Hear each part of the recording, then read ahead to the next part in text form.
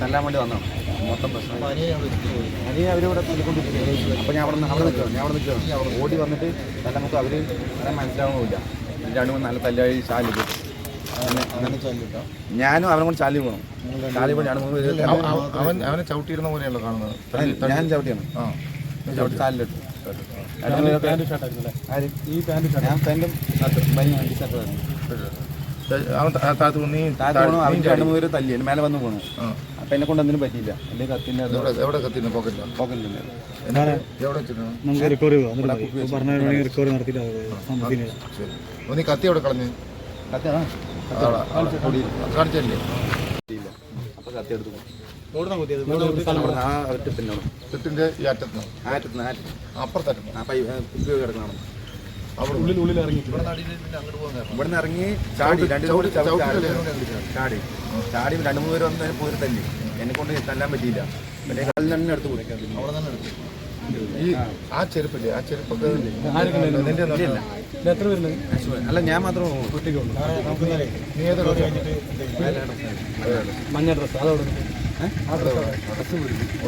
ഈ ചെറുപ്പം അവിടെ ഊരിയതല്ലേ. ഇതാണ് അരിക്കൊമ്പൻ രഞ്ജിത്ത്. ഇവനെയൊക്കെ അരിക്കൊമ്പൻ എന്ന് പേരിട്ടവരെ വേണം ആദ്യം തല്ലാൻ. പാലക്കാട് തച്ചങ്കാട് അയ്യപ്പൻകാവിൽ വിഷുവേലയോടനുബന്ധിച്ച് ചെറിയ ഒരു കത്തിക്കുത്ത്. അതിലെ പ്രധാന പ്രതിയാണ്.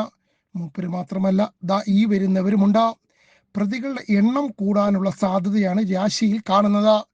കാരണം കുത്തുകൊണ്ട ചെറുപ്പക്കാരൻ അത്യാസര നിലയിലാണ്. ബോധം വീണ് കൂടുതൽ പേരുടെ പേര് പറഞ്ഞാൽ ഉത്സവ കമ്മിറ്റി ഭാരവാഹികളുടെ കാര്യത്തിലടക്കം തീരുമാനമാകുമെന്നാണ് കുഴൽമന്ദം പോലീസ് നൽകുന്ന സൂചന.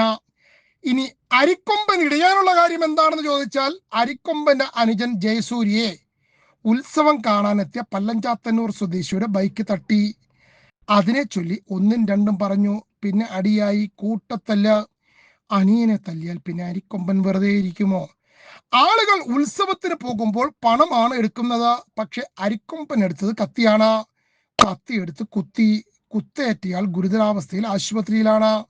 കുത്തിയവർ ജയിലിലും.